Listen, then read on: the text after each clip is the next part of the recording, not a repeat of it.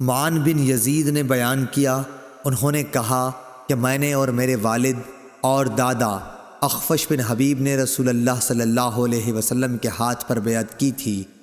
آپ نے میری منگنی بھی کرائی اور آپ ہی نے نکاح بھی پڑھایا تھا، اور میں آپ کی خدمت میں ایک مقدمہ لے کر حاضر ہوا تھا، وہ یہ کہ میرے والد یزید نے کچھ دینار خیرات کی نیت سے نکالے اور ان کو انہوں نے مسجد میں ایک شخص کے پاس رکھ دیا۔